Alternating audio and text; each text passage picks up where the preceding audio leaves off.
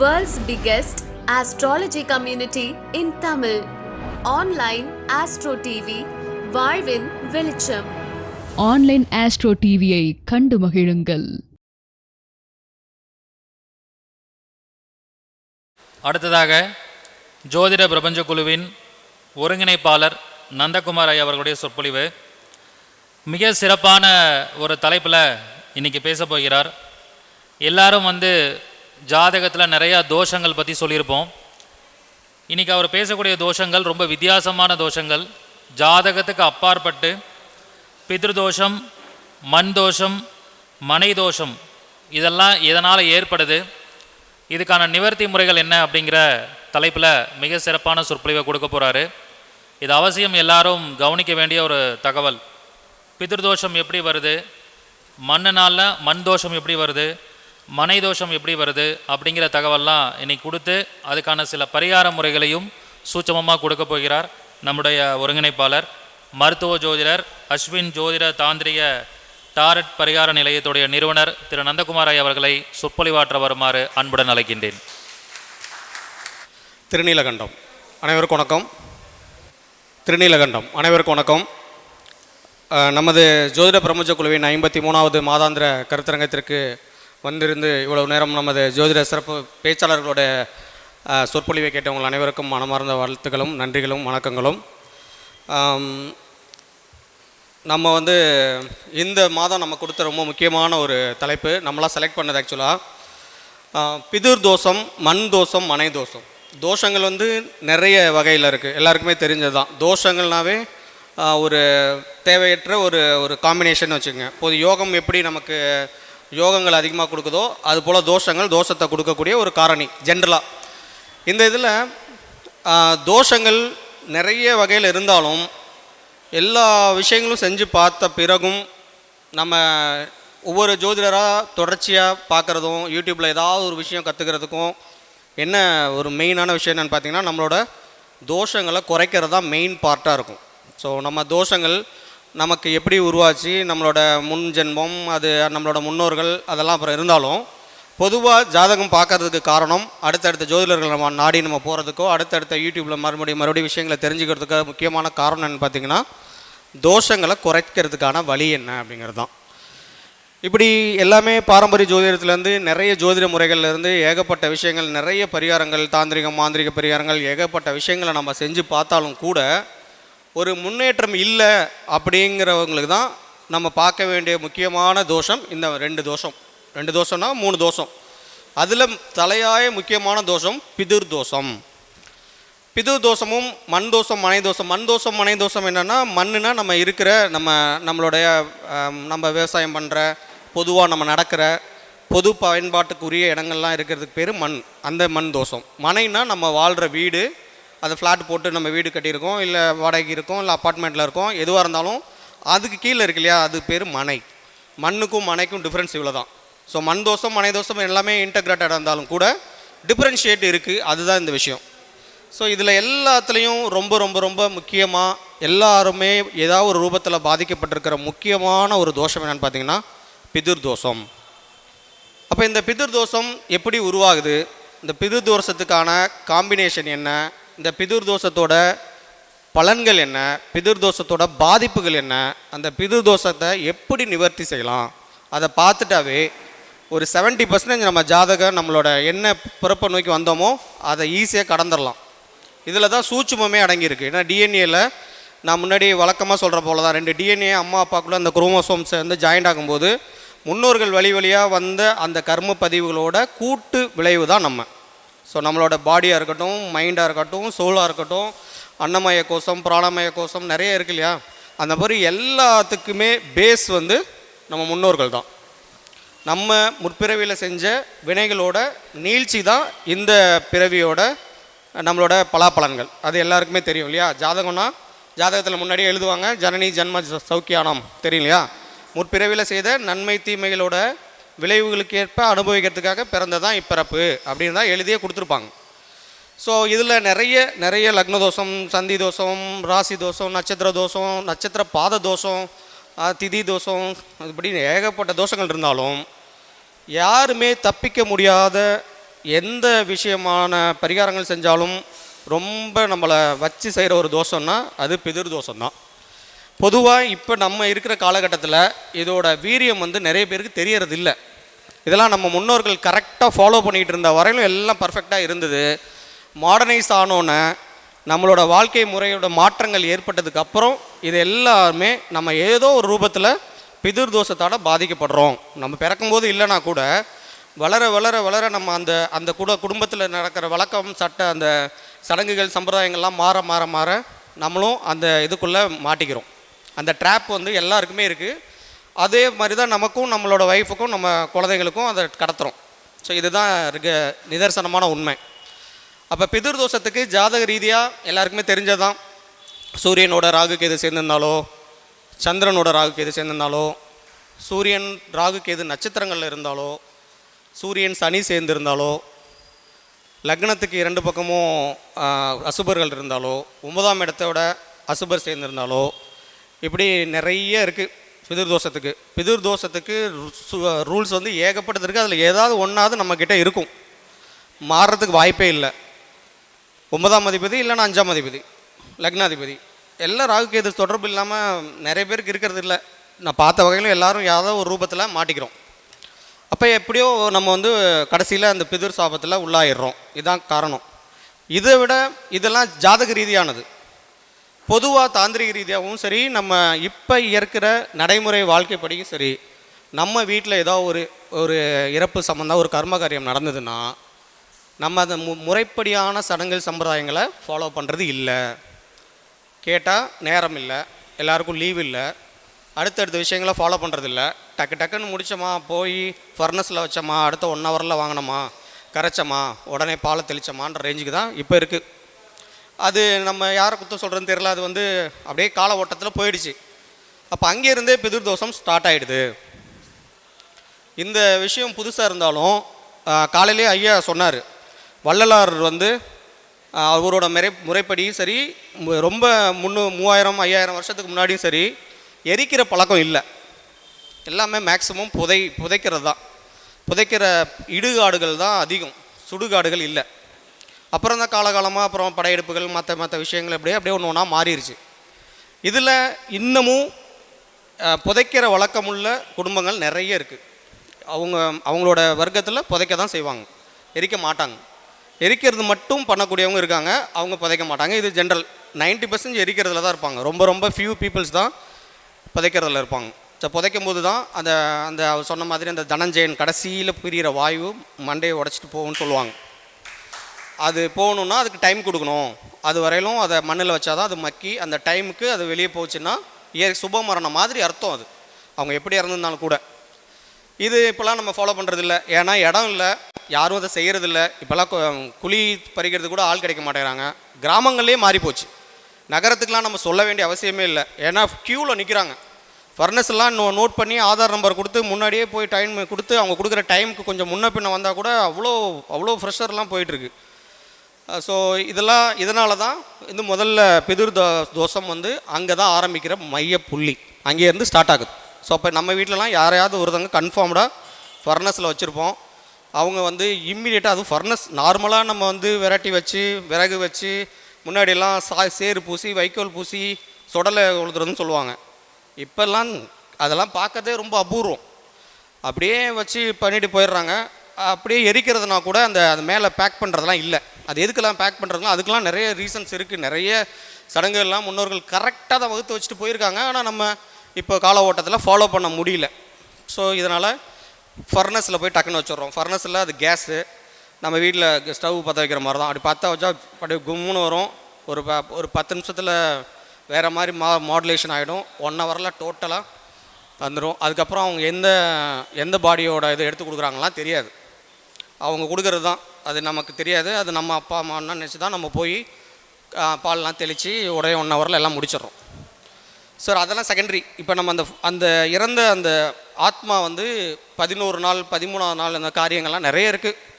இதெல்லாம் கண்டிப்பாக அடுத்த தலைமுறைக்காவது கொண்டு போய் சேர்க்கணும். இல்லைன்னா நம்ம கண்ணு முன்னாடியே நம்ம அந்த பித்ரு சாபத்தில் எவ்வளோ பாதிப்புகளை பார்க்குறோங்கிறத நான் பின்னாடி அந்த பாதிப்புகளை சொல்கிறேன். அதை பார்த்தா எல்லாருக்குமே ரத்த கண்ணீர் வர அளவுக்கு தான் இருக்கும்.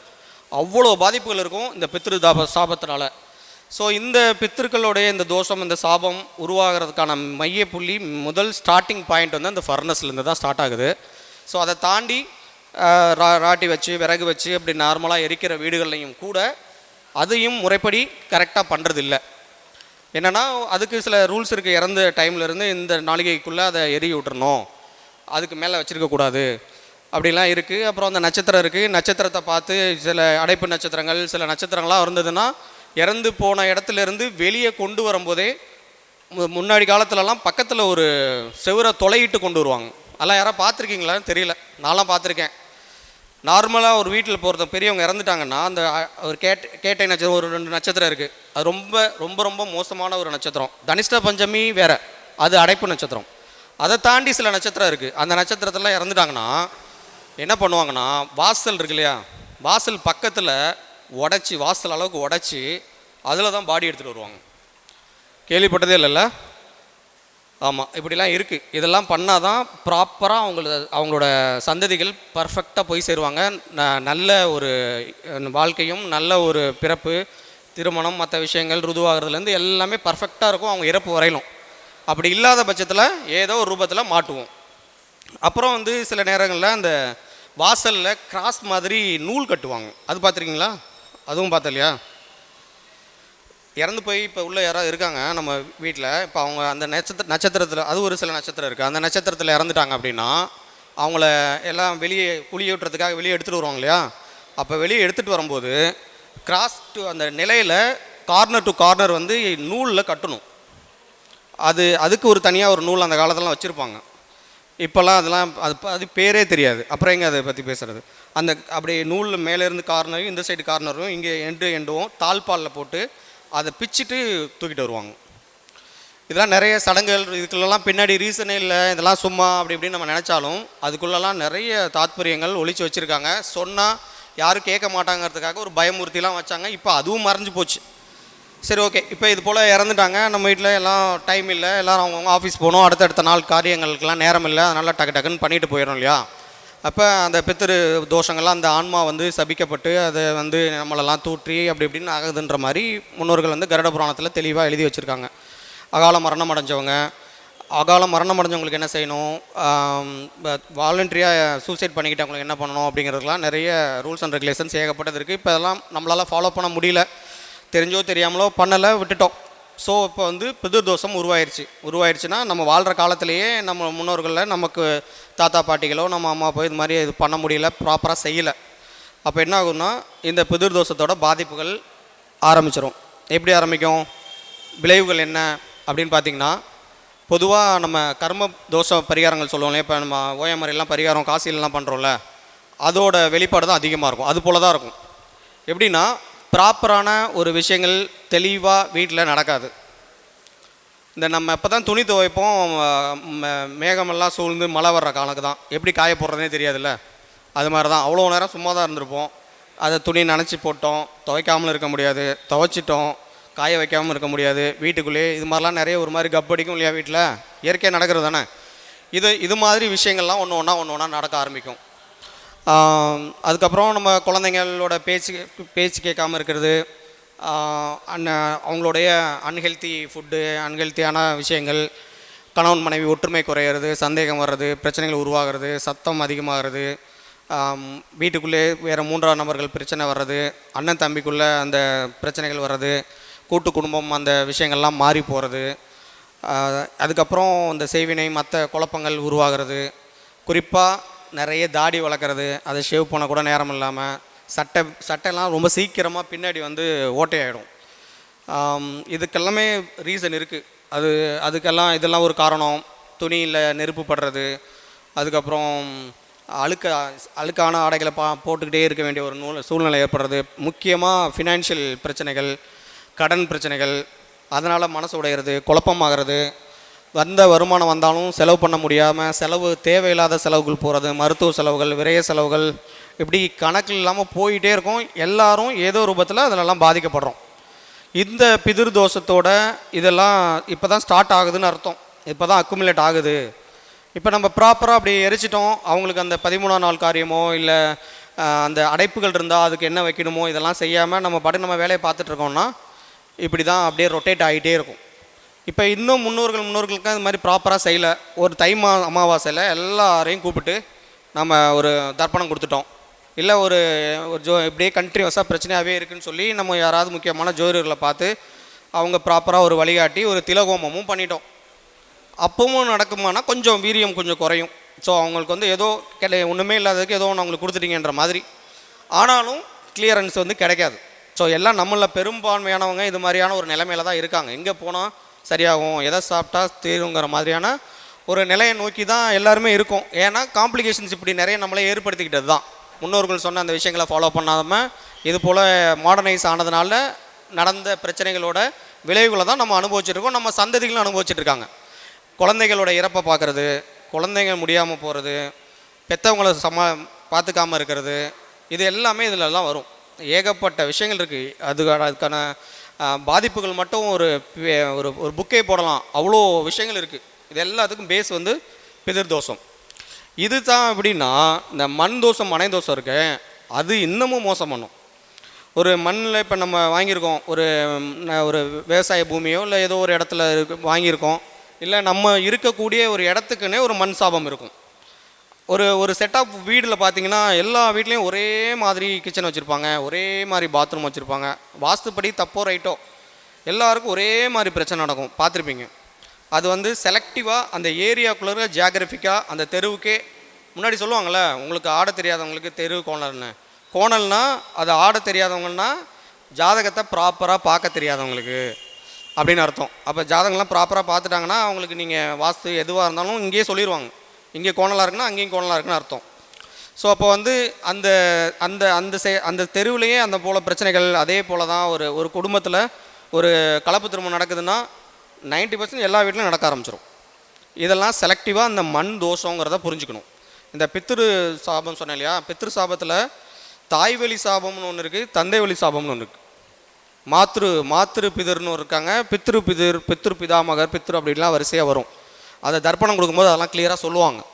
இது நம்ம ஒன்றும் இல்லை, உங்கள் அப்பா தான், உங்கள் தாத்தாவோட அப்பா, அவரோட அப்பா, அப்படி பேர் தெரிஞ்சவங்களாம் அப்படி வச்சு சொல்லணும் அப்படின்னு சொல்லுவாங்க. இதுக்கு தான் முன்னோர்கள் வந்து அந்த மகாலய பட்சத்தை உருவாக்குனாங்க. மகாலய பட்சத்தில் அதோட சிறப்பு என்னென்னா, யாருக்கு வேணாலும் யார் வேணாலும் கொடுக்கலாம். பக்கத்து வீட்டுக்காரங்க, எதிர்த்த வீட்டுக்காரங்க, சுதந்திர போராட்டத்தில் இறந்து போனவங்க, யார் வேணாலும் தலைவர்கள், யாருக்கு வேணாலும் யார் வேணாலும் கொடுக்கலாங்கிறதா ஒரு கான்செப்டுக்காக தான் அந்த மகாலய பட்சமே நடக்கும். ஸோ மற்ற நாள்லலாம் அதுக்கெல்லாம் ரூல்ஸ் நம்ம கிடையாது. நம்மளோட குலத்தில் அம்மா வகை அப்பா வகை 2-3 தலைமுறைக்கு மேலே நம்ம செய்ய முடியாது, மாமனார் மாமியாருக்கே செய்ய முடியாது மற்ற நார்மல் டேஸில். பட் வந்து தை அமாவாசைக்கும் அந்த மகாலய பட்சம் அந்த புரட்டாசி அமாவாசைக்கும் அதுக்கு வந்து பவரே வேறு. ஸோ இந்த மாதிரி இந்த பிதிர் தோஷம் இப்படி இருக்குன்னா, மண் தோஷம் இப்படி உருவாகுதுன்னா, மண் தோஷத்தோட உருவாக்கம் மனை தோஷத்தோட உருவாக்கம் என்னென்னா, நம்ம இப்போ இருக்கிற இடம், நம்ம சுற்றி புழங்கக்கூடிய மண், இது எல்லாத்துக்குமே ஒரு தோஷம் வந்து கன்ஃபார்ம்டாக இருக்கும். அதோட வீரியம் என்னவோ அதுக்கேற்ற மாதிரி தான் அமையும். இப்போ ஒன்றும் இல்லை, நம்ம வீடு வந்து இது மாதிரி பிரச்சனைகள்லாம் இருக்குது, பிதிர் தோஷத்தை விட்டுருங்க, இது மாதிரி பிரச்சனைகள்லாம் இருக்குதுன்னு நமக்கு தெரியுது. சரி, பிதிர் தோஷம் தான், நம்ம ப்ராப்பராக அமாவாசை விரதம் இருக்கிறோம், தர்ப்பணம் கொடுக்குறோம், தை அமாவாசை எல்லாம் ப்ராப்பராக செய்கிறோம், ஆனாலும் அங்கே ஒன்றும் தீர்ற மாதிரி இல்லை. பார்த்தா அடுத்தது வந்து நீங்கள் மண்ணுக்கு போயிடணும். மண்ணில் நிறைய இருக்குது, 237 விதமான சல்லிய தோஷங்கள் இருக்குதுன்னு ஒரு கணக்கு இருக்குது. இது என்ன காரணம்னா, முன்னாடி அது யார்கிட்டருந்து வாங்கினாங்க, அவங்க யார்கிட்டருந்து வாங்கினாங்க, இதெல்லாம் நம்ம பார்க்க முடியாது. இப்போ நியூக்ளியர் ஃபேமிலி ஆகிடுச்சு, ஒரே அப்பார்ட்மெண்ட்டில் ஏகப்பட்ட வீடு கட்டிட்டாங்க, அதெல்லாம் நம்ம பார்க்க முடியாதனாலும் கூட எல்லாமே ப்ராப்பராக செய்யணும். இப்போ ஒரு மண் வந்து ஒரு விதவை வீட்டிலேருந்து அவங்கள்ட்டருந்து வாங்கினாங்கன்னா அந்த மண்ணுக்கு அந்த தோஷம் இருக்கும். ஏன்னா அவங்களே கணவனை இழந்திருக்காங்க, அவங்க நியாயமான பணம் கொடுத்து நீங்கள் வாங்கினாலுமே கூட அவங்க வீட்டுக்காருக்கெல்லாம் முறைப்படி செஞ்சு கரெக்டாக அனுப்பிச்சாங்களான்னு தெரியாது. நான் அவர் மேலே இருந்து பார்த்துட்டு இருக்காராங்கிறலாம் தெரியாது இல்லையா. இது மாதிரி இந்த விதவா தோஷம் உள்ளவங்க, ஒரு அர்ஜெண்ட்டாக ஒரு ஆப்ரேஷன் பண்ணணும், ஒரு மருத்துவ செலவு இருக்குது, அதுக்காக நிலத்தை விற்றுருவாங்க சில பேர். அதெல்லாம் இருந்ததுன்னா அதுவும் இந்த கர்மா சேர்ந்துடும். நமக்கு எங்கேயாவது பின்னாடி ஒரு தசாபுத்தி மாதிரி ஒரு நெகட்டிவ் வர்ற நேரத்தில் தான் நம்ம போய் அதை வாங்குவோம்.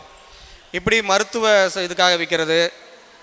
முக்கியமாக இந்த பங்காளிகள் தகராறாகி விற்பாங்க. அது அக்கம் பக்கத்தில் பிரச்சனை பண்ணிகிட்டே இருக்காங்க, பேசாமல் இந்த வீட்டை கொடுத்துட்டு போனால் போதும் அப்படின்னு அப்படியே ஒரு வேண்டா வெறுவுக்கு விற்பாங்க. இது போல் அந்த கர்மாலாம் அந்த மண்ணுக்கும் சரி, அந்த மனைக்கும் சரி, அந்த வீடாக இருந்தாலும் சரி, அது வந்து ஸ்வீகரிக்கும். பொதுவாக கர்மாஸை வந்து தலைமுறை தலைமுறையாக முன் ஜென்மத்திலேருந்து தலைமுறை தலைமுறையாக கடத்துறதுக்கான 2 முக்கியமான பொருள் வந்து ஒன்று மண், இன்னொன்று பொண்ணுனா தங்கம்.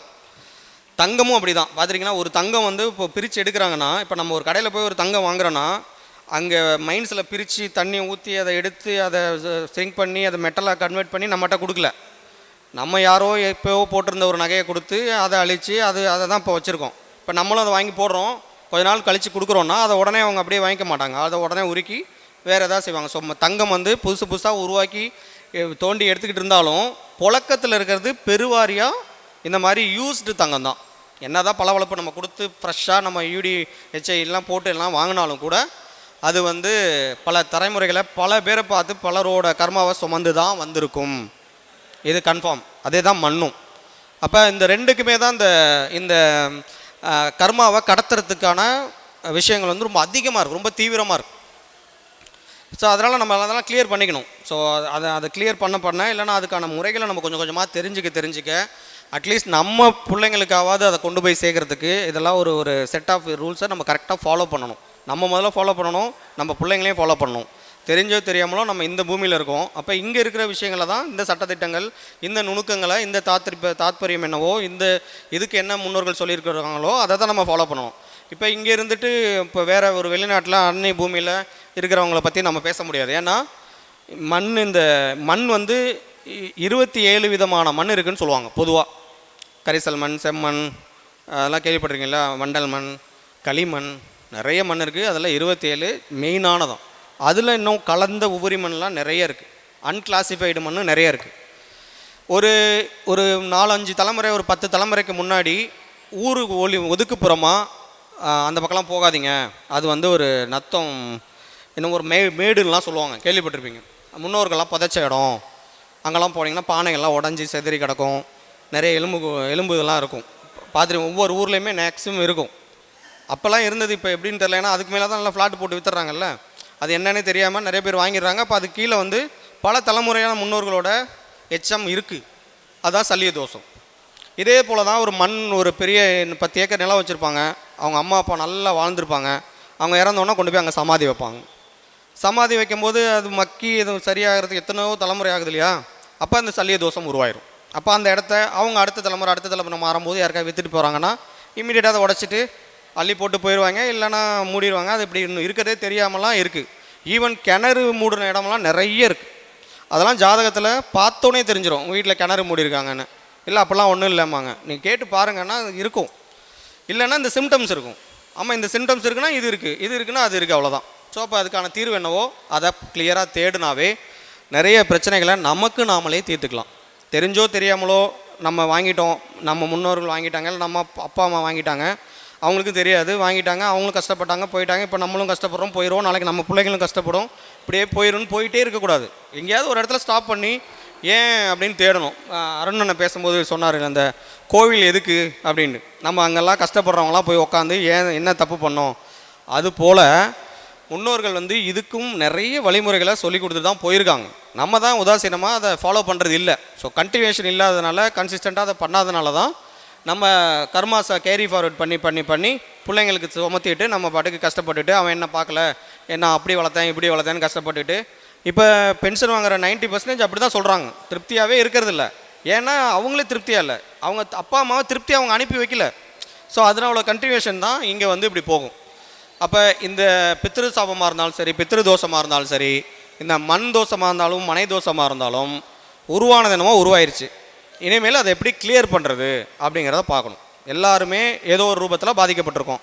வாஸ்து சரியில்லை, இல்லை வீட்டில் அமைப்பு சரியில்லை, ஏதோ ஒரு பிரச்சனை, இப்படி எல்லாமே இருக்குது. கலப்பு திருமணம் ஆகிடுச்சு, வேறு ரத்தம் கலந்துருச்சு, வேறு பழக்க வழக்கங்கள் வந்துருச்சு, எதை ஃபாலோ பண்ணுறதுன்னு தெரியல, கம்யூனிட்டி சர்டிஃபிகேட்டில் என்ன வாங்குறதுன்னு தெரியலன்னு நிறைய பேர் போராடிக்கிட்டு தான் இருக்காங்க. இது எல்லாமே ஒரு சாபம் தான். இதில் எந்த மாற்றமுமே இல்லை. அதனால தான் அந்த காலத்தில் கரெக்டாக அத்தை பொண்ணு மாமா பொண்ணு அப்படியே அந்த அந்த அந்த செயின் அருந்துடாமல் ஃபாலோ பண்ணிகிட்டே போவாங்க. சொத்து பத்துக்கெலாம் ஒரே இடத்துல இருக்கும், எல்லோரும் ஒரே இடத்துல கும்மி இருப்பாங்க, எல்லாம் ஒரு மாதிரி கரெக்டாக தான் போச்சு. அவங்க அந்த பக்கம் ஊருக்கு மேற்கு சைடு போக மாட்டாங்க, ப்ராப்பராக எல்லாம் இருக்கும். எங்கே இருந்தாலும் இறந்து விட்டோம்னா சொல்லி விட்றோம். ஆள் தான் நேராக போய் சொல்லிட்டு வருவாங்க. அவங்க சொல்கிறதுக்குள்ளே அவங்க எல்லாம் வந்துடுவாங்க, எல்லாம் சீரியஸாக கொண்டு வருவாங்க. எவ்வளோ அதெல்லாம் ஒரு பெரிய கிராண்டாக திருவிழா மாதிரிலாம் கொண்டாடினாங்க. இப்போல்லாம் எதுவுமே இல்லை. எல்லோரும் வாட்ஸ்அப் போட்டுறாங்க, கண்ணீர் அஞ்சலி போஸ்ட் ஒட்டிடுறாங்க, அப்படி அப்படியே கால் பண்ணிடுறாங்க. ஏன் சொன்னால் தான் வருவேன்ற மாதிரி சண்டை சச்சரவு தான் இப்போ போயிட்டுருக்குன்னு வச்சுக்கோம். எல்லாத்துலேயுமே இந்த இறப்பு வீடுகளில் பிரச்சனை பண்ணுறவங்களுக்குலாம் அந்த மாந்தி தோஷம் கன்ஃபார்ம்டாக இருக்கும். கர்ம இடங்கள்னு சொல்லக்கூடிய அந்த நம்ம முன்னாடியே நம்ம ஜாதகத்தை சொல்லுவோம் இல்லையா, 1 4 7 10 இல்லைன்னா மேஷத்தில், கடகத்தில், துலாமில், மகரத்தில் சனி பகவான், மாந்தி பகவான் இருந்தே தீருவாங்க இந்த மாதிரி இறப்பு வீடுகளுக்கு பிரச்சனை பண்ணவங்களுடைய சந்ததிகளுக்கு. இது தெரிஞ்சிடலாம் நம்ம ஈஸியாக. ஏதோ நடந்திருக்குப்பா, நீங்கள் இனிமேலாவது நீங்கள் பண்ணாதீங்க, உங்கள் பிள்ளைங்களையும் பண்ணாமல் பார்த்துக்கோங்க, வழிமுறைகளை ஃபாலோ பண்ணிங்கன்ற மாதிரி நம்ம டீச் பண்ணுறோம். இப்போ ஜாதகத்தை பார்த்தோன்னே இந்த மாதிரி விஷயம். இதில் இந்த மண் தோஷம் மனை தோஷத்துக்கும் செவ்வாய் அவங்களோட ஜாதகத்தில் எப்படி இருக்குன்னு பார்ப்பாங்க. முன்னாடி சில காலத்துக்கு முன்னாடிலாம் எங்கள் தாத்தா ஸ்கூலுக்கு இடத்த கொடுத்துட்டு வந்துட்டார். எல்லாம் கேள்விப்படுறீங்களா? சுதந்திர போராட்டத்தில் அவங்களுக்கு ஃப்ரீயாக நிலம் கொடுத்தாங்க, அதை இவர்களுக்கு கொடுத்துட்டாங்க, அவங்க பண்ணையில் வேலை செஞ்சவங்களுக்கு கொடுத்துட்டாரு, அப்படி இப்படின்லாம் கேள்விப்பட்டிருப்போம். உங்கள் வீட்டில் நடந்திருக்கு. இப்படி நடந்திருக்கிறவங்களோட ஜாதகத்தில் நடந்தவங்களோட சந்ததிகளில் செவ்வாய் எப்படி இருக்கும் அப்படின்னு பார்த்தீங்கன்னா நிச்சயமாக நீச்சமாக இருக்கும். கடகத்தில், கும்பத்தில் செவ்வாய், கடகத்தில், கும்பத்தில், ரிஷபத்தில் இருக்கும்.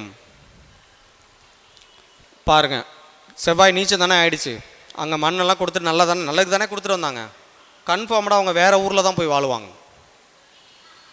அவங்க ஊரில் அவங்களுக்கு மரியாதையே இருக்காது. வெளியூரில் நல்ல மரியாதை இருக்கும், ஆனாலும் அவங்களுக்கு தாட் எல்லாம் அந்த ஊர் மேலேயே தான் இருக்கும். அந்த இடம் கொடுத்துட்டு வந்தாங்க இல்லையா, அதோட ஃபீல் இருக்கும். அடுத்த தலைமுறையை சொல்கிறேன், அடுத்தடுத்த தலைமுறைகளை சொல்கிறேன். ஆனால் இருக்கிற வீடு இருக்கு இல்லையா, அந்த ஹவுஸ் ஓனர் பிரச்சனை, இந்த பக்கத்து வீடு பிரச்சனை, இது மாதிரிலாம் மேக்ஸிமம் இருக்காது. அந்த சொந்த பந்தத்துக்குள்ளே பங்காளிகள் தகராறு இருக்காது. முன்னாடி சொல்லுவாங்க விட்டு கொடுத்துறவங்க கெட்டு போக மாட்டாங்கன்னு. இப்போல்லாம் விட்டு கொடுத்தா கூட கெட்டு போகிறாங்க, நம்ம பார்த்துட்டு தான் இருக்கோம். ஆனால் அந்த காலத்தில் தர்மப்படி கரெக்டாக வாழ்ந்தவங்கெல்லாம் நல்லா இந்த மாதிரி ஸ்கூல்களுக்கு, ஹாஸ்பிட்டலுக்கு இடம் கொடுத்தவங்க ஃபேமிலிலாம் நல்லா தான் இருக்காங்க. கஷ்டப்படுற மாதிரி ஃபீல் ஆனாலும் அவங்க ஜாதகத்தில் நல்ல பிளேஸ்மெண்ட்டு தான் செவ்வாய் இருக்குது. அவங்க குடும்பம் கஷ்டப்பட்டாலும், சின்னதாக இருந்தாலும், பெரிய சொத்து பத்து கொண்டு இல்லைனாலும், அகால மரணங்களோ, குழப்பங்களோ, டைவர்ஸோ, காதல் திருமணமோ மேக்ஸிமம் இருக்கிறதில்ல. உங்கள் வீட்டில் எப்படி தலைவராக இருக்குது? எல்லாம் பர்ஃபெக்டாக இருக்கா? இப்படி தான்.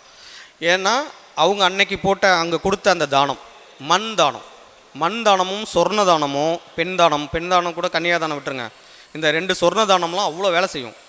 இப்போ இது போல் கண்ட்ரிபியூஷனை இப்போயே சொல்லிடுறேன். சொர்ண தானம்னு ஒன்று இருக்குது.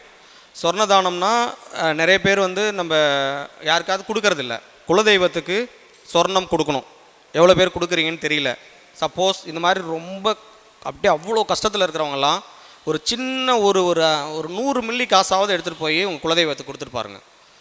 கட்டி நேற்று ஏதோ ஒன்று சேர்த்து கொடுங்க, இல்லைனா உண்டியிலையாவது போட்டுவாங்க. மாற்றம் ஏற்படுதா இல்லையான்னு பாருங்கள். ஏன்னா நான் முன்னாடி சொன்னேன் இல்லையா, அந்த கர்மாவை கடத்துறதுல மண்ணும் பொண்ணும் முக்கியமான பங்கு. அது கண்ட்ரிபியூஷனுக்காக சொன்னேன் ஆக்சுவலாக. ஆனால் சொல்ல வந்த பாயிண்ட் என்னென்னா, இந்த செவ்வாய் உங்களுக்கு சரியான இடத்துல இருக்கும் அப்படின்னு சொல்கிறாங்க. இப்போ இது தவிர பங்காளிங்களுக்குள்ள பிரச்சனை, இந்த பக்கத்து வீட்டில் ஒரு அடி பிரச்சனை, அவங்க இடத்து தண்ணி நம்ம வீட்டில் விழுகுது, இங்கே இந்த மாதிரிலாம் ஏகப்பட்ட பிரச்சனைகளை பார்க்குறோம் இல்லையா. அதில் பாதிக்கப்படுறவங்களும் சரி, அதை ஏற்படுத்துகிறவங்களும் சரி யாராக இருப்பாங்கன்னு பார்த்தீங்கன்னா, அவங்க முன்னோர்கள் அவங்க பண்ணாங்க இல்லையா, அவங்க இதெல்லாம் பண்ணியிருப்பாங்க. இல்லைனா அந்த யார்கிட்டருந்து அந்த இடத்த வாங்கினாங்களோ அவங்க அந்த பிரச்சனைகளுக்கு மாட்டியிருப்பாங்க. இதுதான் கண்டினியூஷன். சிம்பிளாக அதை பார்த்தா தெரிஞ்சிடும்.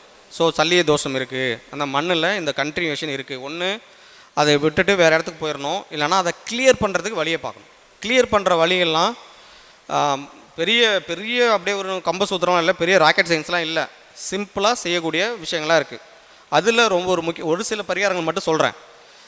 செவ்வாய் ஒரு மிதுனத்துலேயோ இல்லை மகரத்துலேயோ விருச்சிகத்துலேயோ யாருக்காவது இருந்ததுன்னா செவ்வாய் சூப்பராக இருக்குன்னுலாம் நினைக்காதீங்க.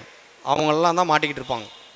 யாருக்காவது அப்படி இருந்ததுன்னா செவ்வாய் உச்சமாக தான் இருக்குது அப்படின்னா அவங்க பாருங்கள், மனையால் அந்த மண் தோஷம் மனை தோஷம் அவங்கள பாதிக்கப்பட்டே இருக்கும். எல்லாம் இருந்தாலும் நிம்மதியாக இருக்க முடியாது. அவங்க பேர்லேயும் எதுவும் மேக்ஸிமம் இருக்காது, இல்லை அவங்க காலத்துலேயே அது காலி பண்ணிடுவாங்க. ஏன்னா அவங்களோட முன்னோர்கள் அந்த மாதிரி வாங்கியிருப்பாங்க. இதுதான் அங்கே பிரச்சனை, இங்கே வந்து அவங்க ஜாதகத்தில் தெரியும். ஸோ இதனால தான் அந்த பிதிர் தோஷத்துக்கு அவ்வளோ முக்கியத்துவம் கொடுக்கறதுக்கு காரணமே. இனிமேலாவது கரெக்டாக நம்ம இருந்தோம்னா, இப்போ நம்ம பிள்ளைங்க தெரிஞ்சோ தெரியாமல பிறந்தாச்சு, இனிமேல் அடுத்தது அவங்களுக்கு குழந்தை பிறக்கும்ல, அட்லீஸ்ட் அதுலேயாவது இந்த ஜாதகத்தில் இந்த பிரச்சனைகள் இல்லாத அளவுக்காவது நம்ம பார்த்துக்கலாம். அது நம்ம கையில் இருக்குது. அப்போ அந்த செவ்வாய் வந்து இந்த மாதிரி மேற்கொண்ட இடங்களில் இருந்ததுன்னா, இல்லை செவ்வாய் வந்து சனியோடு சேர்ந்து இருந்ததுன்னா, சனி பார்வையில் இருந்ததுன்னா மண் தோஷம் நிச்சயமாக இருக்குது, சல்லிய தோஷம் இருக்குது, வாஸ்து தோஷம் இருக்குது அப்படிங்கிறத ஈஸியாக தெரிஞ்சுக்கலாம். இப்போ இந்த மண் தோஷம் இருக்குது, நம்ம தெரிஞ்சோ தெரியாமலோ பித்ருதாபம் சௌபமும் இருக்குது, மண் தோஷமும் இருக்குது, நீங்கள் சொல்கிற எல்லா சிம்டம்ஸ் எனக்கு இருக்குதுன்னு சொன்னால் இதுக்கான பரிகார முறைகள் அப்படிங்கிறத தெளிவாக சிம்பிளாக புரிஞ்சுக்கோங்க. மண்ணால் பாதிக்கப்பட்டிருக்கோம், மனையால் பாதிக்கப்பட்டிருக்கோம். இப்போ நம்மக்கிட்ட சொந்த வீடு இல்லை வீடு இருக்குது நல்லா வாழலை, வாஸ்து இருக்குது, அகால மரணங்கள் நம்ம வீட்டில் நடந்துருச்சு, முக்கியமாக காதல் திருமணங்கள், அந்த கட்டாய திருமணங்கள், வெளியே சொல்ல முடியாத விஷயங்கள், பிரச்சனைகள், அதனால் டக்குன்னு திருமணம் நடந்தது, இது மாதிரிலாம் விஷயங்கள்லாம் இருக்கும் இல்லையா? இது மாதிரிலாம் பாதிக்கப்பட்டிருக்குன்னா அந்த மண் மனை தோஷம் இருக்குது, பிதிர் தோஷமும் இருக்குங்கிறது தெளிவாக தெரிஞ்சுக்கலாம். ஸோ இப்போ வந்து சொந்த வீட்டில் இருக்கோம், இந்த மாதிரி பிரச்சனை இருக்குங்கிறவங்களுக்கு ஒரு விஷயம் பண்ணாலும், வாடகை வீட்டில் இருக்கோம், வீடே வாங்க முடியல, எவ்வளவோ சம்பாதிக்கிறோம், கஷ்டப்படுறோம், இப்படியே இதுலேயே தான் இருக்கணும், எலி வலையானாலும் தனி வலைன்னு ஒரு 10க்கு 10 ரூம் கூட வாங்க முடியலன்ற மாதிரி ஃபீல் பண்ணுறவங்களாம் அவங்களுக்கும் சரி, இந்த 2 விஷயத்த 2 பேருக்குமே சரி, முக்கியமாக அவங்க பண்ண வேண்டியது அவங்க வீட்டோட 4 மூலையிலையும் கொஞ்சம் மண் எடுக்கணும். எல்லாம் சிமெண்ட்டு தனை போட்டு மூடிட்டோம், அங்கிட்ட ஒன்றும் எடுக்கிறதுக்கு வாய்ப்பே இல்லைன்னு தான் 90% சொல்லுவாங்க. அதுவே முதல்ல ஒரு தோஷம். மண் வந்து நம்ம குடியிருக்கிற மண்ணை முழுக்க போட்டு நிறைச்சிடக்கூடாது. இப்போ எல்லா கார்ப்பரேட் கம்பெனிஸ்லேருந்து எல்லாமே பார்த்திங்கன்னா மண்ணெல்லாம் வச்சுட்டு பூச்செடிலாம் வைக்கிறாங்களா? பூச்செடிலாம் எப்படி வரும்? மண்ணில் தானே வருது. அகைன் மறுபடியும் மண்ணை கொண்டு வந்து வைக்கிறாங்களா? இப்படி வந்து அவங்கள புதுப்பிச்சுக்குவாங்க. கொஞ்சமாவது நம்ம வந்து பாசிட்டிவ் ஆக்கிக்கணும். அப்படி எதுவுமே இல்லை, டோட்டலாக லாக்டு வீடு, ஃபுல்லாக பவர் பிளாக் போட்டாச்சு. பவர் பிளாக் கூட பரவாயில்ல, தண்ணி உள்ளே போகும். இன்னும் வந்து டைல்ஸ்லாம் போட்டு அந்த பார்க்கிங் டைல்ஸ் எல்லாமே போட்டு லாக் பண்ணிடுவாங்க. இப்படி இருக்கிறவங்களுக்குலாம் வந்து கொஞ்சம் சிரமம்தான். ஆனாலும் அந்த மனைக்குன்னு இருக்கும் இல்லையா, இப்போ அது வந்து மனை, அந்த மனைக்கு சுற்றி இருக்கிற மற்ற இடங்கள்லாம் இருக்கும்ல, நம்மளோட காம்பவுண்ட்லேருந்து ஒரு 5 அடி தள்ளி ரோடு வந்துருச்சு, ரோட்டில் எடுக்க முடியாதுமாங்க. மேலே என்ன தான் பண்ணுறது? இப்படிலாம் இருந்ததுன்னா ஒன்றும் செய்ய முடியாது. ஆனாலும் சப்போஸ் வாய்ப்பு இருக்கிறவங்க, அதுக்கெலாம் வழிகள் இருக்குது, அது அப்புறமே பர்சனலாக சொல்கிறேன். ஏன்னா அங்கே போய் நீங்கள் பாட்டு ரோடை நோண்டி போட்டிங்கன்னா தேவையில்லாமல் அஃபென்ஸ் ஆயிரும். ஸோ இப்போ காம்பவுண்டுக்குள்ளே எடுக்கிறவங்க காம்பவுண்டுக்குள்ளே முடிஞ்சால் எடுத்துக்கோங்க, காம்பவுண்டுக்குள்ளே எடுக்க முடியாதவங்க காம்பவுண்டுக்கு வெளியேவாது எடுத்துக்கோங்க. அடுத்த வீடு, அடுத்தவங்க இடம் பரவாயில்ல, ஏன்னா அது எல்லாமே ஒரே செயின் ஆஃப் அந்த ஜியாகிரபிக் இதில் தான் இருக்கும். அந்த மண் வந்து ஒரே இடத்துல ஒரு இடத்துல அப்படியே செம்மண்ணாகவும் டக்குன்னு களிமண்ணாலாம் இருக்காது, அப்படியே வேரியேஷன் போயிட்டு கொஞ்சம் தாண்டி தான் அடுத்த இதெல்லாம் மாறும். அப்போ அந்த இடத்துல இருந்தாலும் பக்கத்து இடத்துல கூட எடுத்துக்கலாம். இதை எடுத்துகிட்டு உங்கள் குலதெய்வம் கோயிலில் போய் அந்த மண்ணை வந்து போட்டுட்டு, அங்கேருந்து கொஞ்சம் மண் எடுத்துகிட்டு வந்து அந்த 4 இடத்துல எடுத்தீங்கல்ல, அதில் கொஞ்சம் போட்டுட்டு பச்சை கற்பூரம், அப்புறம் இந்த கஸ்தூரி மஞ்சள், நாட்டு சுண்ணாம்பு, புணுகு, இது மாதிரி ஏதாவது புணுகு, அத்தரை, இது மாதிரி கொஞ்சம் வாசனை திரவியங்கள் கொஞ்சம் வச்சு அதை 2 முடிச்சு கட்டி, ஒன்று வந்து உங்கள் சாமி ரூம்லையும் ஒன்று வந்து உங்கள் நிலைவாசல்லையும் வச்சுட்டு வாங்க. இது வந்து சிம்பிளாக ஈஸியாக செய்யக்கூடிய பரிகாரம். எங்களுக்கு குலதெய்வம் தெரியலையம்பாங்க. அப்படின்னா எந்த கோயில்களில் மண் சம்மந்தப்பட்ட கோயில்கள் இருக்கோ, பூலோகநாதர், பூமிநாதர், இப்படி பக்கத்தில் எங்கேயாவது இருப்பாங்க. இப்போ மணச்சநல்லூரில் இருக்காங்க, எங்கள் திருச்சிலாம் இருக்காங்க, ஒவ்வொரு ஊர்லேயும் இருப்பாங்க. இப்போ அந்த கோவிலில் கோமுகி அந்த கோயில்லையும் இப்போலாம் நிறைய இடத்துல ஸ்தல விருட்சத்தை தாண்டி எங்கேயுமே மண் இருக்கிறதில்ல. சின்ன கோயிலாக இருந்ததுன்னா மண் எடுத்துடுவாங்க, ஸ்தல விருட்சத்தில் இருக்கிற மண் எடுத்துகிட்டு வாங்க, ஸ்தல விருட்சத்து பக்கத்தில் இருக்கிற மண் எடுத்துகிட்டு வந்து இது போல் செய்யலாம். வாய்ப்பு இல்லாதவங்க, குலதெய்வம் தெரியாதவங்க, தூரத்தில் இருக்கிறவங்க. அப்படி இல்லைன்னா கோமுகி இருக்கு இல்லையா, தண்ணி ஊற்றுது இல்லையா கோமுகி, அந்த கோமுகி கீழே பார்த்தீங்கன்னா அப்படியே ஒரு மாதிரி அழுக்காக இருக்கும், மஞ்சள் அது இதுன்னு ஊற்றி மாதிரி டஸ்ட்டாக இருக்கும். அது எடுத்துகிட்டு வந்தாலும் போதும். நம்ம எடுத்து வச்சுருக்கிற மண்ணை அங்கே கொண்டு போய் போட்டுட்டு அகைன் கொஞ்சம் மண் எடுத்து அந்த கோமுகிலேருந்து எடுத்து கூட இந்த அப்படி தூள் பண்ணி கொஞ்சம் நேரம் வெயிலில் உணர்த்தி, பன்னீர் கொஞ்சம் தெளித்து மறுபடியும் வெயிலில் உணர்த்தி, இதை மறுபடியும் நம்ம சொன்ன மாதிரி அந்த கஸ்தூரி மஞ்சள் மற்ற விஷயங்கள்லாம் போட்டு கட்டி வச்சுக்கோங்க. இதை தாண்டி பெரிய பூஜைகள் மற்ற விஷயங்கள்லாம் இருக்குது, அதெல்லாம் செப்பரேட். இதெல்லாம் வந்து ப்ராப்பராக செய்கிறதுக்கு நிறைய வழிகள் இருக்குது. அதில் வந்து ராமேஸ்வரத்தில் போய் செய்கிறது, கோடியக்கரையில் செய்கிறது, இது மாதிரி நிறைய இடங்கள்லாம் இருக்குது. இது வந்து எப்படி உருவாச்சுன்னா, அந்த சல்லிய தோஷம் நீக்கிறதுக்கு ராமபிரானே வந்து பண்ண இடம் எங்கே? ராமேஸ்வரம். கோடியக்கரையிலேருந்து ராமேஸ்வரம் வரலும் 53 54 சிவாலயங்களில் ஒவ்வொரு இடத்துலையும் பண்ணியிருக்காரு. யார்? ராமபிரானே பண்ணியிருக்காரு. எதனால்? அவர் நாட்டில் அங்கே தோஷம். ஏன் அவர் நாட்டு தோஷம் எப்படி ஏற்பட்டுச்சு? அவங்க அப்பா அவ்வளோ மனைவிகளை கட்டினார். ஏன் கட்டினார்? அவர் கல்யாணம் இல்லைன்னா அவர் கொன்றுவாங்கங்கிற மாதிரி ஒரு சாபம். அதனால் ஒவ்வொரு நாளும் ஒவ்வொரு பொண்டாட்டியே கட்டினாருன்ற மாதிரி விதி. எப்படியோ இருந்தாலும் பையன் பொண்ணு எல்லாம் இருந்தாலும் அவரால் நிம்மதியாக வாழ முடியல, நாட்டை அழைக்க முடியல. ஏன்னா அவர் செஞ்ச சாபத்தோட வெளிப்பாடு. சரி, இதுதான் முடிஞ்சு. கடவுளே அவருக்கு பிறந்துட்டார். ராமன் கடவுளே பிறந்தும் அவரால் எதுவும் செய்ய முடியல. ஏன்? அவருக்கு பட்டாபிஷேகம் பண்ணுற நாளில் காட்டுக்கு போக வச்சுட்டாங்க. வனவாசம் போனாரா? போயிட்டு வந்து ஒய்ஃபை மிஸ் ஆகி ஒய்ஃபை தேடி இப்படியே அலைஞ்சு திரிஞ்சு போராடி எல்லாம் முடிஞ்சிடப்பா நம்ம நாட்டுக்கு போகலான்னு வந்தால், அங்கே வந்து ராமா கொஞ்ச நேரம் நில்லு, உன் நாட்டில் உன் இடத்துல வந்து உன்னோட அயோத்தி ஃபுல்லாக சல்லிய தோஷம், நீ அங்கே போய் மறுபடியும் நீ போய் பண்ணனா நல்லா இருக்க முடியாது, இங்கேவே ஏதாவது அது தோஷங்களை சரி பண்ணிட்டு போ. இந்த மாதிரி அங்கேருந்து மண் எடுத்துகிட்டு வந்து இந்த கோடியக்கரையில் இங்கே ராமேஸ்வரத்தில் நீ வந்து லிங்கத்தை அங்கே இருக்கிற மண்ணோட போட்டு லிங்கம் பிரதிஷ்டை பண்ணி சிவன்கிட்ட எல்லாம் அந்த தோஷத்தெல்லாம் இவர்கிட்ட கழுவிக்கிட்டு போயிருன்னு சொல்லி அவர் சொன்ன முறைப்படி தான் அவர் செஞ்சுருக்கார். யார்? ராமர். இப்படி பண்ணுறதுக்கு போய் ஆஞ்சநேயரை மலை எடுத்துகிட்டு வர சொன்ன அந்த கதைலாம் தான் இருக்குது. அங்கே போய் மண்ணெலாம் எடுத்துகிட்டு வருவார். அது வர்றதுக்கு டைம் ஆகிடும். அதுக்கப்புறம் சீதாதேவி அங்கே இருக்கிற கடற்கரையில் மண்ணை பிடிச்சி வச்சு, அதுதான் வந்து ராமேஸ்வரம் ராமநாத சுவாமி. அப்புறம் கோடியக்கரை எல்லாமே வந்து ராமர் பாதம் பட்ட அங்கே இடங்கள் எல்லாமே இந்த மாதிரி மண் சார்ந்த தோஷங்களை நீக்கிற கடையும் இடம். அதுக்கும் நான் இப்போ சொன்ன மாதிரி இந்த 4 மூலையில் மண் எடுத்து செய்கிற பெரிய பெரிய பூஜைகள்லாம் இருக்குது. சிம்பிளாக செய்ய தெரிஞ்சவங்க இது மாதிரி செய்யலாம். இல்லைனா நான் ஃபஸ்ட்டு சொன்னேன் இல்லையா, அந்த குலதெய்வம். 2வது இன்னொரு பல்கான பரிகாரம் இருக்குது. இந்த மண்ணை எடுத்துகிட்டு போய் ஆற்றங்கரையில் குளக்கரையில் தண்ணீர் சார்ந்த இடங்களில் வச்சு அங்கே இருக்கிற கொஞ்சம் மண்ணை எடுத்து அதில் நெய் தேன்லாம் கலந்து உருண்டை பிடிச்சி அதுக்கு தர்ப்பணம், அதுக்குள்ளே அந்த மண்ணில் வந்து மற்ற விஷயங்கள்லாம் இருக்கும். சல்லிய தோஷம்னாவே இறந்து போன பிராணிகளை புதைச்சது, இறந்து போன மற்ற மக்களை புதைச்சது, அவங்களோட ஆத்ம ரீதியான விஷயங்கள். அப்புறம் மண் தோண்டுனா கிணறுலலாம் பூதங்கள்லாம் இருக்கும்லாம் சொல்லுவாங்கள்ல, அது மாதிரி அங்கே இருக்கிற ஆன்மாக்கள் எல்லாமே ஒரு பிடி மண் எடுத்துகிட்டு போகும்போது முன்னாடிலாம் பார்த்துருக்கீங்களா? எங்கேயாவது யாராவது ஆக்சிடெண்ட் இது மாதிரி இறந்துட்டாங்கன்னா அங்கேருந்து மண் எடுத்துகிட்டு வருவாங்க தெரியுமா? அதுவும் கேள்விப்பட்டது இல்லையா? யாராவது இறந்துட்டாங்க, ஒரு ரோட்டில் அடிபட்டு இறந்துட்டாங்கன்னா அவங்க இறந்த உயிர் போன இடத்துலேருந்து கொஞ்சம் மண் எடுத்துகிட்டு வருவாங்க. அவங்களோட ஆத்மா அந்த மண்ணில் இருக்கும்னு. அதை வந்து இங்கே எல்லாம் சாமி கும்பிட்டு அந்த 13 நாள் காரியம் பண்ணும்போது கடலில் ஆற்றுல கொண்டு போய் கரைப்பாங்க. பித்ரு அந்த இது செய்வாங்களே தர்ப்பணம், அந்த நேரத்தில் அதோடு சேர்த்து கொடுத்துருவாங்க. அந்த இடத்துக்கு மண் சாபம் இல்லாமல் இவங்க இறந்து போனவங்களும் அதோடு சேர்ந்து போயிடணும், மறுபடியும் அந்த இடத்துல போய் நிற்பாங்க. அப்படிலாம் கணக்கு இருக்குது கருட புராணத்தில். இப்படி நிறைய எண்ணற்ற வழிகள் இருக்குது.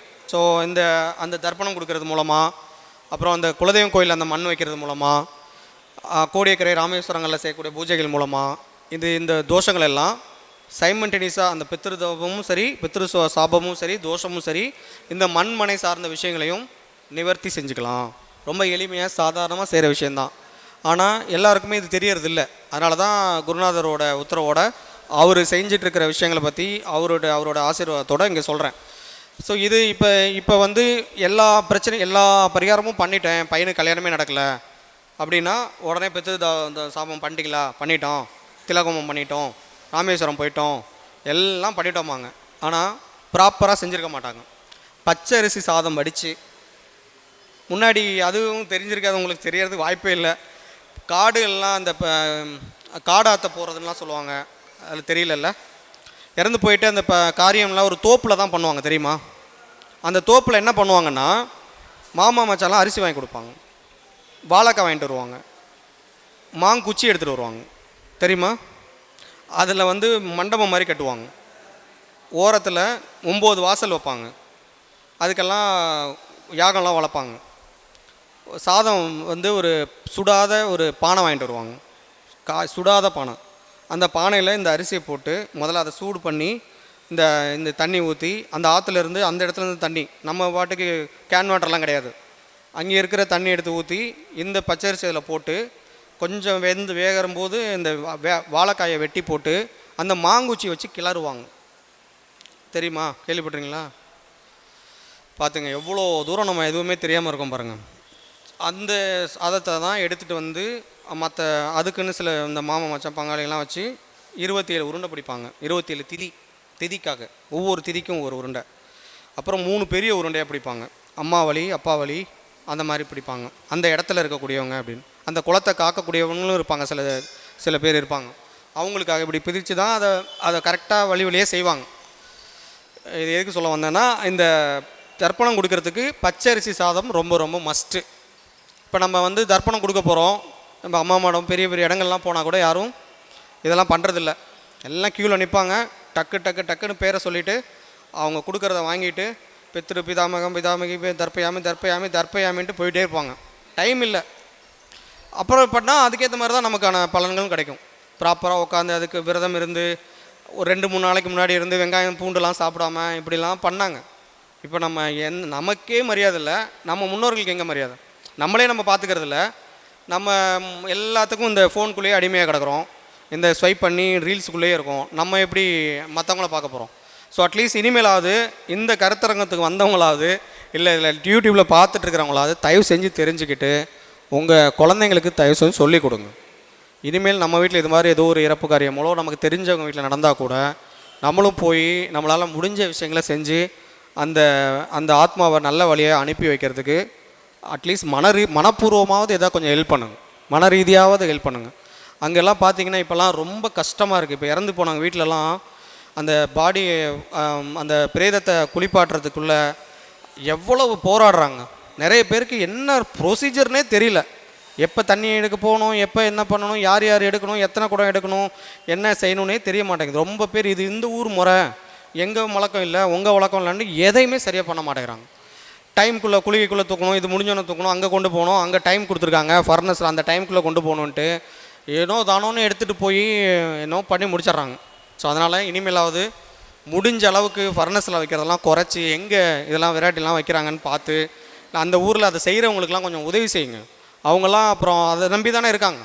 அப்போல்லாம் இல்லாதனால தான் அவங்கவுங்க அடுத்தடுத்த வேலைக்கு போயிட்டாங்க. இப்போ உங்களுக்கு வைக்க முடியாமல் தடுமாறுறாங்க. முன்னாடிலாம் ஒருத்தங்க இறந்துட்டாங்கன்னா நாவிதருக்கு சொல்லி விடுவாங்க, இதுக்கு முதல்ல அவங்களுக்கு போய் சொல்லிடுவாங்க. அவங்களுக்கு விறகு என்ன மற்ற விஷயங்கள் என்ன இதுக்கு எவ்வளோ பார்க்கணும்லாம் கொடுத்துட்டு வருவாங்க. இப்போல்லாம் இல்லை.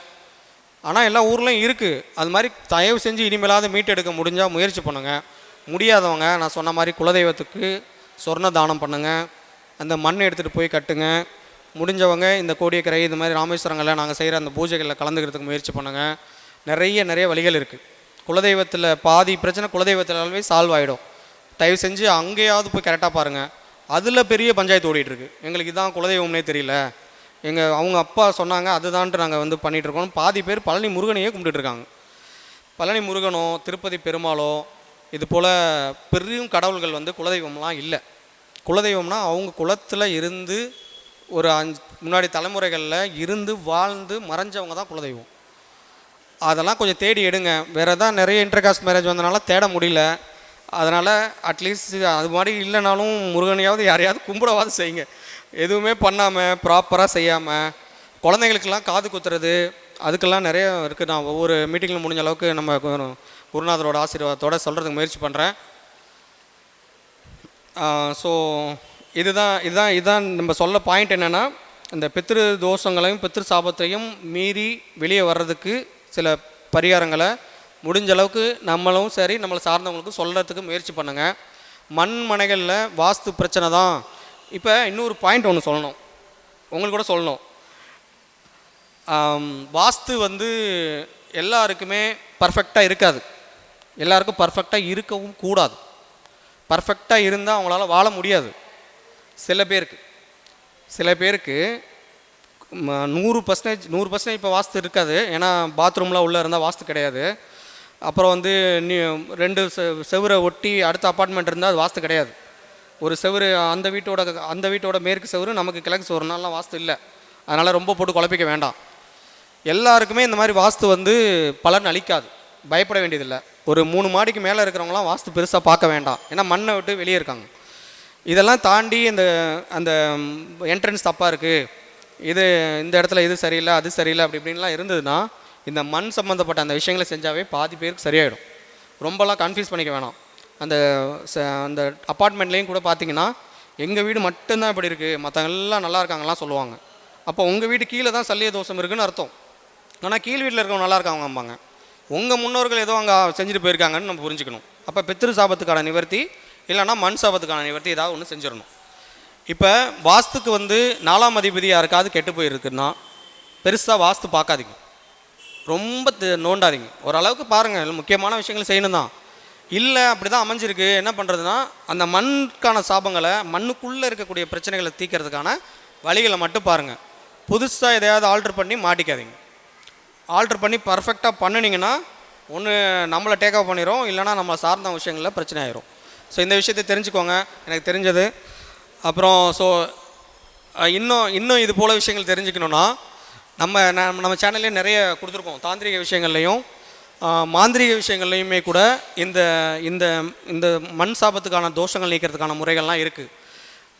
முறைப்படி பயிற்சி பெற்ற சிவாச்சாரியர்கள் வச்சு, சில மந்திரங்களை வச்சு, மயன் எழுதின எந்திரங்களை வச்சு, அதுக்கெல்லாம் சில இருக்குது, நம்பர்ஸை வச்சு, அதெல்லாமே நம்ம மாந்தி தோஷங்களை, நம்மளோட மண் சாபங்களை நிவர்த்தி பண்ணலாம். எப்படின்னா ரூஃப் போடுவாங்கள்ல, ரூஃப் போடும்போது அந்த காலத்தில் இங்கே ரூஃப் போட்டாங்க, அந்த கடுக்காய் எல்லாம் போடுவாங்க தெரியுமா? அது தெரியுமா? அதான் தெரியாதா? அது கூட ரொம்ப பழசு. கொஞ்சம் முன்னாடி பார்த்தீங்கன்னா சுண்ணாம்பு கல் சுண்ணாம்பு வாங்கி அப்படியே ஒரு காலவாய் மாதிரி போட்டு வச்சுட்டு அதில் தண்ணி ஊற்றி ப்ராசஸ் பண்ணுவாங்க, பார்த்துருக்கீங்களா? அதெல்லாம் மொட்டை மாடியில் கார வீடுகளில் அவங்க செவரே ஒரு 2 அடி இருக்கும். அந்த மண்ணை வச்சு தான் பூசுவாங்க, சிமெண்ட் கலவைலாம் கிடையாது. மேக்ஸிமம் அப்படி இருக்கும், மண்ணை வச்சே பூசிடுவாங்க. அதுக்கு மேலே வேணால் கொஞ்சம் சிமெண்ட்டை வச்சு பூசுவாங்க. தாழ்வாரம் அந்த மேலே உத்தரமெல்லாம் நல்ல தேக்கு இது மாதிரி போட்டு அதுக்கு மேலே சுட்ட செங்கக்கல்லாம் வச்சு அதுக்கு மேலே இந்த சுண்ணாம்புலாம் போடுவாங்க, கூலிங்காக இருக்கும். இப்போ நம்ம அந்த மாதிரிலாம் ப்ராப்பராக செய்கிறதில்ல, செய்ய முடியாது. அட்லீஸ்ட் இப்போ தான் நம்ம வீடு கட்டுறோன்னா இதுக்கு மேலே இருக்கும் இல்லையா, நம்ம வீட்டுக்கு மேலே மொட்டை மாடி, அங்கே கார்னர்லையாவது 4 கார்னரில் மட்டுமாகவது நாட்டு சுண்ணாம்பு இல்லைனா கிளிஞ்சல் சுண்ணாம்புன்னு கிடைக்கும். கடற்கரைகள்லாம் கேட்டு பார்த்தீங்கன்னா கிளிஞ்சல் சுண்ணாம்புன்னு ஒன்று இருக்குது. இப்போ நாட்டு இந்த சுண்ணாம்போ கிளிஞ்சல் சுண்ணாம்போ கொஞ்சம் எடுத்து, அதே முதல்ல சொன்ன மாதிரி இந்த நாட்டு விரலி மஞ்சள் இல்லைனா இந்த நம்ம கஸ்தூரி மஞ்சள், இந்த மஞ்சளில் கலக்கி அது ஒரு மாதிரி ரெட்டிஷ் ஆகிடும், செங்கல் கலருக்கு வந்துடும். செங்கல் அப்படி தான் போடுவாங்க. செங்கல் வாங்கி கொஞ்சம் கொஞ்சமாக உடச்சி இந்த கலவைகள்லாம் அதில் போட்டு ஒரு சாந்து மாதிரி ரெடி பண்ணி நம்ம வீட்டு மேலே ரூஃப் போடுறோம் இல்லையா, அந்த ரூஃபோட கார்னரில் மட்டுமாவது கொஞ்சம், ஏன்னா கீழே ரூஃப் போட்ட பிறகு தான் 4-5 இன்ச்சு ரூஃப் போட்டுருவாங்க, அதில் ஒரு கார்னரில் இதை புதைச்சி வைக்கலாம். இதுக்கு சின்ன சின்ன எந்திரங்கள் இருக்குது, சுதர்சன எந்திரங்கள். கையில் தான் எழுதணும், எழுத தெரிஞ்சவங்கள்ட்ட ப்ராப்பராக கேட்டு, சின்னதாக இருக்கும் அந்த உள்ளங்கை அளவு, அந்த வீட்டோட ஓனரோட உள்ளங்கை அளவு இருக்கிற அளவுக்கு சின்ன அந்த எந்திரம் வரைஞ்சி, அதுவும் காரிய தகடில் எழுதணும். நிறைய ரூல்ஸ் இருக்குது, எல்லாம் சொன்னால் போயிட்டே இருக்கும். ஓகே, அந்த காரிய தகடு இருக்குது, செம்பு தகடு இருக்குது, வெள்ளி இருக்குது, தங்கமும் இருக்குது. தங்கம் அகைன் தங்கம், அது உங்களுக்கு பார்த்துருப்பீங்க. இந்த நில வைக்கும்போது பஞ்சலோகம்லாம் போடுவாங்க, பார்த்துறீங்களா? இப்போல்லாம் நம்ம பேருக்கு கூட தங்கம் போடுறதில்ல. அப்போல்லாம் தங்கமெல்லாம் போட்டாங்க, நவ ரத்தினங்களை போட்டாங்க, நவ தானியத்தை வைப்பாங்க, பஞ்சலோகத்தில் ப்ராப்பரான உலோகங்களை போட்டாங்க. இப்போல்லாம் கடையில் 100 ரூபாயிலேருந்து 50 ரூபாயிலேருந்து வச்சுருக்காங்க. நீங்கள் 5000 ரூபாய்க்கு வாங்கினீங்களா கூட அதில் கோல்டு எனாமல் தான் இருக்குமே ஒழிய கோல்டுலாம் இருக்காது. இதெல்லாம் கூட நம்ம முயற்சி பண்ணலாம், கொஞ்சம் கொஞ்சமாக நம்மகிட்ட இருக்கிற விஷயங்களை. இப்படி எதுவுமே போடலாம் கூட இந்த பஞ்சலோகங்களை நம்மளோட ஒரு மூக்குத்தியோ ஏதோ ஒன்று போட்டு, ஈயம், மற்ற செம்பு, பித்தளை, இதெல்லாம் சின்ன சின்ன பீஸ் கடையில் கேட்டால் கிடைக்கும், அதெல்லாம் கிடைக்கும். அதெல்லாம் போட்டு அகைன் இந்த மஞ்சள் துணியில் கட்டி, குலதெய்வம் அந்த கோயில் இது சொன்னேன் இல்லையா, மண், அந்த மண்ணோட இந்த இதெல்லாம் கலந்து நீங்கள் வீட்டு வாசலில் கட்டுங்க. தங்கம் இருக்குதுன்னு சொல்லாமல் கட்டுங்க, யாராவது கழட்டிட்டு போகிறாங்க. ஸோ இந்த மாதிரி விஷயங்கள்லாம் கூட நம்ம ஈஸியாக இதெல்லாம் செய்யலாம். இதெல்லாமே தாந்திரிகம். ஏகப்பட்ட விஷயங்களை முன்னோர்கள் அள்ளி கொடுத்துட்டு தான் போயிருக்காங்க. நம்ம தான் அதை அதை வந்து கரெக்டாக சேனலைஸ் பண்ணிக்கணும். ஸோ இதுதான், இந்த மாதிரி விஷயங்களை ஃபாலோ பண்ணி நீங்களும் உங்கள் சந்ததிகளும் உங்களை அக்கம் பக்கத்தில் இருக்கிறவங்களும் உங்களை எல்லோரும் இந்த பித்ரு தோஷங்களையும் மண்மனை சாபங்களும் இல்லாமல் நல்லபடியாக வாழ்கிறதுக்காக நான் என்னோடய இறைவனை வேண்டிக்கிறேன். ஸோ என்னோடய பேர் உங்களுக்கு தெரிஞ்சதான் அஸ்ட்ரோ நந்தகுமார், அஸ்வினி ஜோதிடம், திருச்சி, சென்னை மற்றும் கோவை. என்னோடய ஃபோன் நம்பர் 9364161122 93 64 16 11 22. நந்தகுமார் 93 64 16 11 22. நன்றி, வணக்கம். மீண்டும் அடுத்த மாதம் சந்திப்போம். திருநீலகண்டம். அனைவருக்கும் வணக்கம். இப்போ நண்பு சகோதரன் நந்தகுமார் வந்து தோஷங்கள் பற்றியும் தோஷங்கள் நிவர்த்தி முறைகளையும் சொன்னார் இல்லையா. ஒரு சின்ன எக்ஸாம்பிள் சொல்லிடுறேன். லாஸ்ட் வீக் மனை தோஷம் அப்படிங்கிறதுக்கு ஒருத்தங்க வாஸ்து பிரச்சனையாக, ஜாதகத்தில் எல்லா வித பரிகாரம் பண்ணிட்டேன், வாஸ்து பிரச்சனையாக இருக்கும் போல இருக்குது, எனக்கு வந்து தெரியல மேடம், நீங்கள் ஏதாவது வந்து பார்க்க முடியுமான்னாரு. நான் வந்து எங்கள் ஃபேமிலியில் ஒரு கண்டலன்ஸ் ஆகின்றதுனால நான் வீட்டுக்கு வர முடியாது, போய் பார்க்க முடியாது. அதனால் நான் வந்து இந்த மாதிரி ஜிகிட்டையோ தம்பிக்கிட்டேயோ பேசி வர சொல்கிறேன், பார்க்கலாம் அப்படிங்கும்போது ஜஸ்ட்டு ஜிக்கு கூப்பிட்ருக்காங்க. அவரும் ஒரு ட்ரிப்பில் இருந்தார், கோவிலில் வந்து அப்போ காசி ட்ரிப்பு போயிருந்தார். அதுக்கப்புறம் டாரட் கார்டு போட்டு பார்த்துட்டு இவர் சொன்னதெல்லாம் அவங்க வீட்டில் நடந்துச்சுன்னு சொல்லி அவங்க ஆச்சரியப்பட்டாங்க. டாரட் போட்டதுலேயே அந்த வீட்டில் என்னெல்லாம் நடந்தது அப்படிங்கிற விஷயம். அந்த வீட்டில் ஒரு பெண் வந்து உடல்நிலை பாதிக்கப்பட்டு இறந்ததாகவும், ஒரு கன்னி பெண் வந்து கிணத்துல விழுந்துட்டாங்க அப்படிங்கிற ஒரு இதுவும் வந்தது. எல்லாமே டாரட்டில் சொன்னோன்னே அவங்க ஆச்சரியப்பட்டுட்டு கேட்டாங்க. 3 வருஷமாக வீடு கட்டிகிட்டு இருக்கிறது அப்படியே நின்று போச்சு. கட்டி வந்து ஏதோ ஒரு பிரச்சனையில் 3 இயர்ஸ் ஆகியும் கம்ப்ளீட் ஆகாமல், அதுக்கப்புறம் ஒரு தோட்டத்தில் பிரச்சனை 20 இயர்ஸாக கேஸ் போயிட்டே இருக்குன்ட்டு. இதெல்லாம் என்கிட்ட அவங்க பார்க்கும்போது சொல்லலை, அப்ரோச் பண்ணாங்க. நான் உடனே அங்கே மாற்றினேன். அவர் பேசிட்டு இந்த மாதிரி தோஷ நிவர்த்திக்கு கோடியக்கரையில் பூஜை பண்ணணும் அப்படி சொல்லிட்டு, அவங்க பிறந்தது வேறு வியாதிபாத நாமயோகம். அப்போ லாஸ்ட் டைமு வியாதிபாத நாமயோகம் வர அன்னைக்கு இவரோட முயற்சியெலாம் அவங்கள வர சொல்லி கூட்டிகிட்டு போய் அங்கே அந்த மனைதோஷ பூஜை நிறைய இருக்குது. ஷார்ட்டாக வந்து சொல்கிறோம்.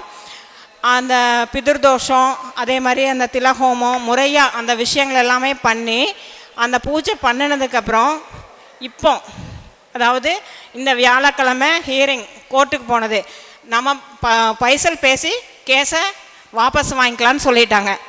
அந்த பூஜை நிவர்த்தி பண்ணி முடிச்சுட்டு வந்த உடனே 4 டேஸில்.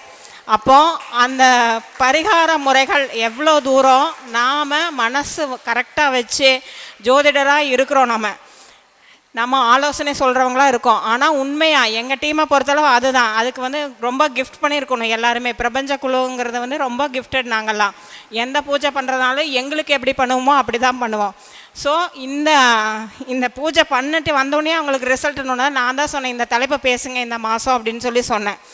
அப்போது அவங்களே இன்றைக்கி வரதா தான் இருந்தாங்க, வந்து நேரில் சொல்கிறதா இருந்தாங்க. சில காரணத்தினால வர முடியல. கண்டிப்பாக நம்ம மேடையில் வந்து அவங்க சொல்லுவாங்க. இவர் சொன்ன பரிகார முறைகள் எல்லாமே தெரிஞ்சிருக்கலாம் நிறையா பேர்த்துக்கு. ஆனால் யூஸ்வலாக செய்யும்போது வெறும் சல்லிய தோஷத்துக்கு சிம்பிளான பரிகாரம் இருக்குது, நிறையா பரிகாரம் இருக்கும். நம்ம செய்ய தான் நம்ம வாழ்க்கை முன்னேற்றம் அடையும் அப்படிங்கிறது. பொதுவாக எந்த தோஷம் இருந்தாலும் மனை தோஷம் பிதிர்தோஷம் வந்து எந்த இதுவும் பண்ண முடியாது, முறையான பரிகாரங்கள் செய்யும்போது தான். அதனால தான் அந்த ராமரை சொல்லி அவர் சொன்னார். ராமர் வந்து எவ்வளவோ, அவர் வந்து கடவுள் தான். அவதாரம் எடுக்கும்போது அவரால் ஆட்சியில் அரியணையில் அமர முடியல. வாழ்க்கை கிடச்சி கூட, திருமண வாழ்க்கை வந்து விரும்பி தான் ஏற்றுக்கிட்டார். கிடச்சி கூட சந்தோஷமாக வாழ முடியல, குழந்தைகள் பிறந்து கூட வாழ முடியல. இதெல்லாம் நம்ம புராணத்தில் அவர் அந்த பூஜை பண்ணோன்னா தான் அரியணையில் அமர்ந்த முடிஞ்சது. ஸோ அவர் சொன்ன வழிமுறைகள் எல்லாமே கண்டிப்பாக ஃபாலோ பண்ணுங்கள். இவ்வளோ நேரம் நமக்கு அருமையாக பரிகார முறைகளும் அது தோஷ நிவர்த்திகளும் சொன்ன நந்தகுமார் அவர்களுக்கு நமது ஜோதிட பிரபஞ்ச குரு அறக்கட்டளை நிறுவன தலைவர் குருஜி வல்லரசு தினேஷ் ராஜா அவர்கள் பொன்னாடை போர்த்தி சிறப்பிப்பார். நன்றி, வாழ்த்துக்கள், வாழ்க வளமுடன்.